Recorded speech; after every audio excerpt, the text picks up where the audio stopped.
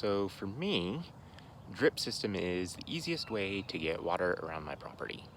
This drip system here runs from about 200 feet away, all the way from the backyard. I've got no water up here in the front, but I can run a long drip line and it's cheap, and it comes all the way around and out here to get to my trees. When I first put this in, you can see you can just run a single drip line right up and put a dripper right here close to the trunk. But as this tree gets older, you got to adjust that. So let's take a look at what we do. So when I first planted this, it was okay. We had just one dripper right up next to the roots. But as this tree gets bigger, these roots are pushing farther and farther out. You need to go back and move all your drip. And that's something a lot of people forget to do.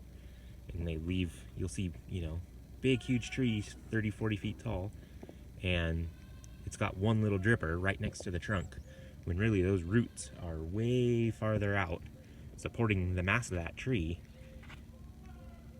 and they're not putting the water where the roots need to get to it. This is a prime example of what I'm talking about. We just had these drip lines redone by a landscaping contractor. You can see this is a huge pine tree. But if you look, where they put the drip line? Right next to the trunk. Drippers. Here, right there. A couple inches away from the trunk. The roots for this tree are not right there by the trunk.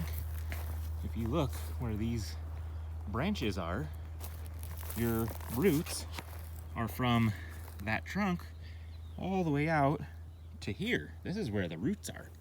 This is where that tree needs water, is out to its roots, out here, where it needs deep watering to get those roots to go deep into the ground and hold that tree from damage from wind when the ground is moist in the winter and we get these high winds that come up.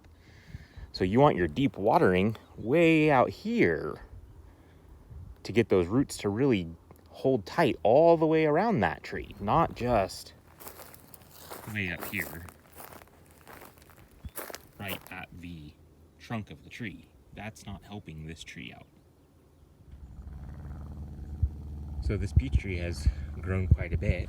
You can see we need to expand this kind of basin farther out, and now we need to redo the drip lines too. Now it's looking way better. So we added our T in, brought our line out here, and staked it out here with our dripper, which is farther out where the roots now are. And then this is now adjustable. We can pull that stake out, move it farther out as that tree grows bigger and bigger. And then also we can add more drippers on this line here as this tree requires more water. So we can add 2 drippers next year, and then a year or 2 later we can add a 3rd dripper in, and that'll also allow us to move this farther out and really add a lot of water where the roots are for that tree, not right next to the trunk where a lot of the times the drip system is left. One other thing you don't want to forget is your tags. This tag was down under here and starting to constrict the trunk of this tree a little bit. So we took it off, moved it up to a branch to where we can keep a better eye on it. I thought I had most of those taken care of, but evidently I missed this one. So now that it's up here out of the way, it's not going to cause any damage to that tree, and it's really going to let this thing take off. So that's just one more thing to remember along with the drip system on your growing trees.